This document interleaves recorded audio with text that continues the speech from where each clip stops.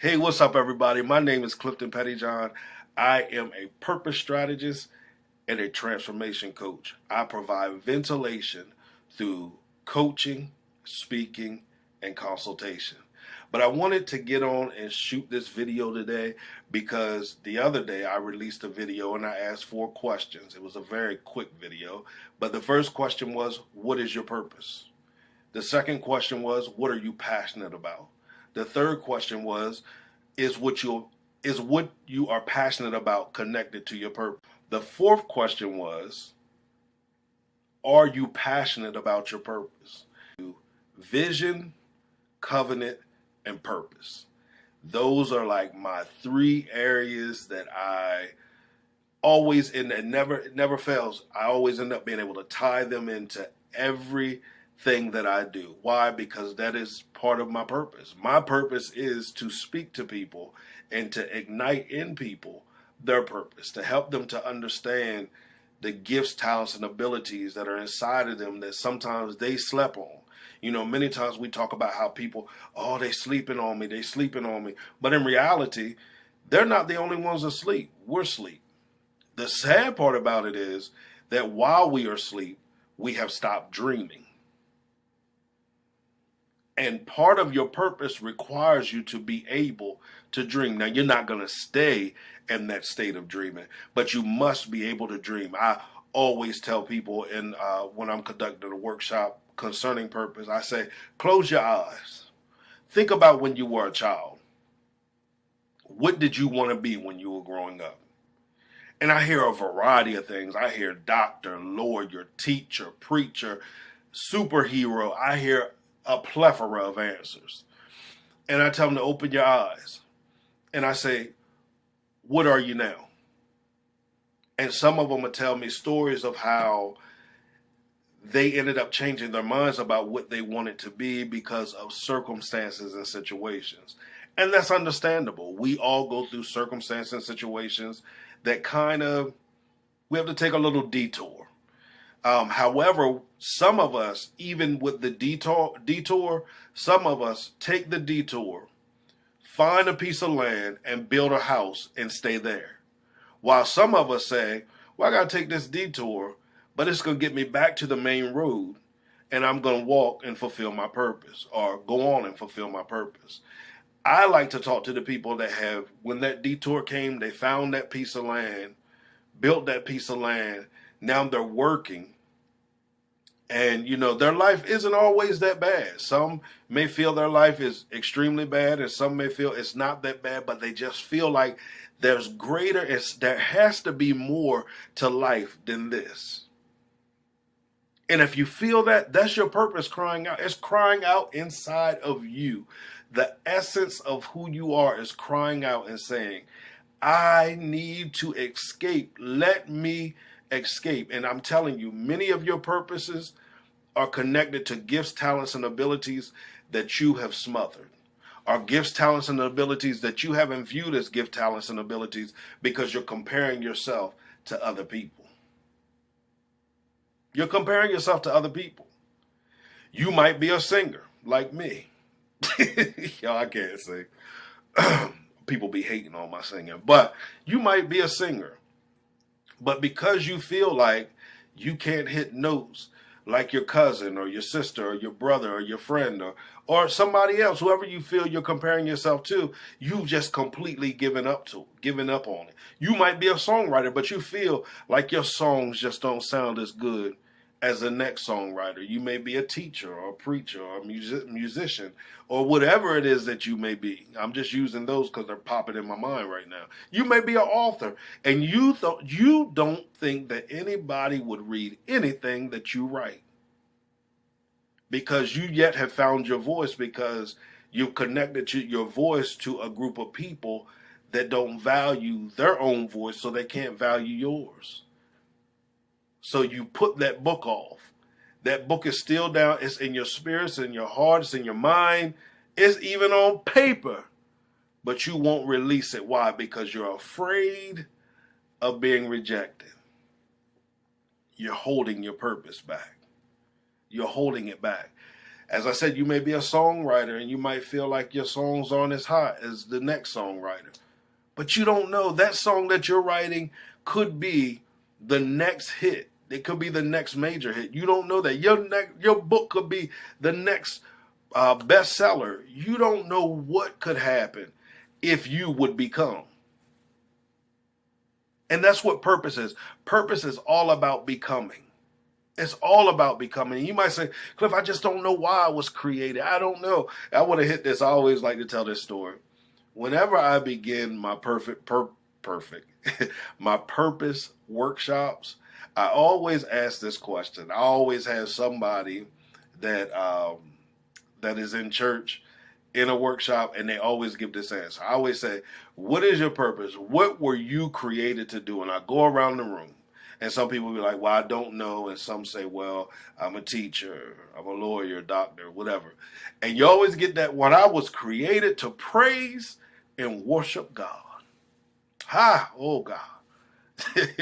It's always that one. And I don't make light of it, but it's just hilarious to me because many times we've learned cliche answers, and that this is not always the case. It's not why everybody says it. However, honestly, that's a generic answer. And see, what I want you to get past is the generic side of your purpose. You might say, I'm a teacher. Okay, what do you teach? Who do you teach?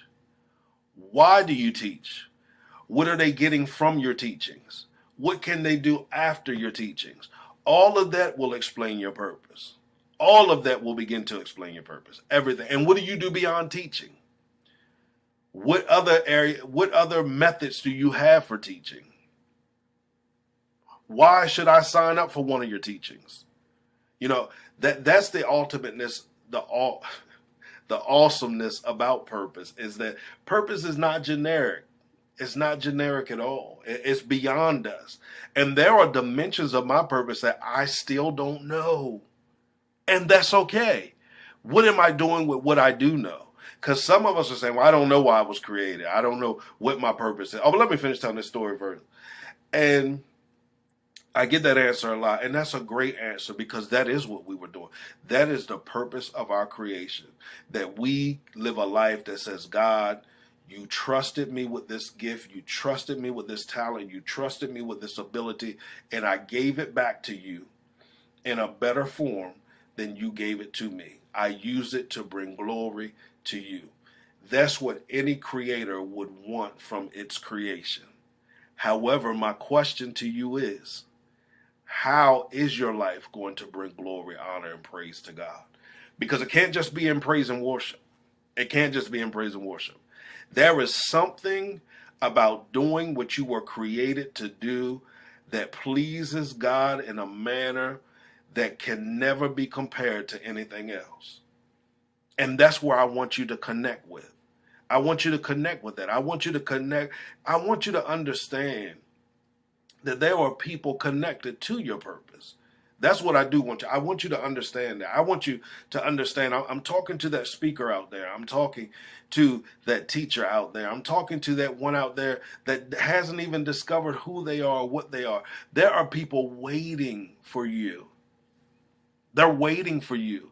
They are waiting for you to stand and be who you are. They can see it in you. And they're waiting for you to see it in yourself. So anyway, I wanted to record this video just so that you can understand where I'm coming from when I'm speaking about purpose. Purpose is very important to me. Why? Because I spent years not knowing what my purpose was. I did not know what my purpose was. I did not know it at all. I was just going through the motions on a day-to-day basis. And I would go home and I would feel empty and I would feel unfulfilled. Every day, that's how I would feel. But the reality was, I was doing a part of my purpose, but I was having problems transitioning. And that's the thing about where my book comes in, because my book is from stagnation to transformation. Transformation is not an overnight situation, because inside of your transformation, you're going to experience several transitions. I had a problem with transitioning. I knew at a young age I wanted to be a teacher. Why? Because teachers made an impact in my life back to elementary school. They took time with me. They made me feel special. And the way that they made me feel, I wanted to make students feel like that. I wanted them to feel like there was nothing limiting them to what the possibilities of what they were able to accomplish. I wanted them to feel nothing was limiting them. That's how teachers made me feel from elementary school. So I knew I wanted to be a teacher. However, I did not know what I wanted to teach. That took place in high school. I fell in love in middle school with math, and then I went on to high school. I fell in love with it as well, and fell more in love with it. And I decided I was going to be a mathematics education major. I went to college. That's what I studied. My mom got sick. I came home. I started working in the school district. My first job was they had 7 students that were having behavior problems. My job was to pull them out of class, check on them, work with them on their reading, and monitor them throughout the day. From there, I moved to an intensive learning center. Anybody not familiar with intensive learning centers? Those are children that have been identified because of their behavior as well as their academic level not meeting certain standards. I had no experience with that. I did not. I had no experience whatsoever. However, that completely changed my life and introduced me to the next level of what my purpose was. I no longer wanted to teach mathematics education. Well, I can't say I didn't want to teach it anymore, but I didn't want to teach it to the type of students that I originally wanted to teach it to. I now wanted to work with these children that were considered quote unquote challenging. That was what my passion was. And I worked with those children in church. I began to teach the teens Sunday school class. From there, I loved it. I absolutely loved it. Then one day my pastor came to me and said that she wanted me to teach the adult Sunday school class. I didn't want to do it because I didn't want to teach adults. I was now comfortable. I want you to hear what I'm saying. I was now comfortable with teaching the teen Sunday school class. Now, there was a time I wasn't comfortable with it, but then I became comfortable with it. Anytime a comfort zone is introduced to your purpose, comes a transition. Every dimension of your purpose has a comfort zone connected to it. And what that comfort zone means, that transition is coming soon. And sometimes the transition will come right before that comfort zone. Why? Because when we get in that comfort zone, we don't want to move or progress. So she wanted me to teach the adult Sunday school class. I didn't want to do it. I was 19 at the time. I had personal issues with myself that I felt as far as with my self-esteem. I didn't feel like they would want to hear me. Number one, I'm 19. What am I going to tell them? They're all older than me. But of course I did it. And with the mindset of I'm going to be terrible at this, and then I can go back to teaching the teenagers. I'm telling you this because this talks about purpose and the expansion or the dimensions of purpose. After that, after that, they decided, my pastor decided that I was going to split time between the teen Sunday school class and the adult class. So yeah, I was still upset about it. But here's what that transition did, or that push out of that dimension did. Then at work, now I began to deal with the parents at work. I was just working with children and an after school program and at the school. I just was used to the children. Well, then both jobs decided to start introducing me to having to deal more with the parents. It was pulling me and pushing me out of my comfort zone, and I didn't like it. But here's one lesson I learned about it was, if you can establish rapport with the parents, and here's what started to happen with the parents. The parents started to come to me about problems that they were having. So I was able to minister to the parents. And if you can minister to the parents, then that just trickles down to the kids. Many times what we focus on is ministering to the young people, and we leave out the parents. And because there's that gap there, ministry isn't as effective as it could be. So I learned that. Y'all. I learned that. And before I knew it, I found myself in an administrative position where now I no longer work directly with the kids. Now I have to take on an administrative role, which I was excited about, but yet I still tried to be the administrative role while doing the things that I did with the kids on an everyday basis. And it didn't work. You know why? Because it started to affect my administrative skills. And I've probably fought that transition heavier than I've ever fought any other transition. Because in my mind, I just kept saying, God, I don't want to work with adults. But there was a level of maturity that he was trying to push me to as well. And I didn't want to go there. You know, with the children at times, it was easy to work with the children. But with the adults, I don't know if anybody out there works with adults, but adults, y'all know we can be challenging at times. But I transitioned from there and went on to work with the family structure overall. And, you know, it became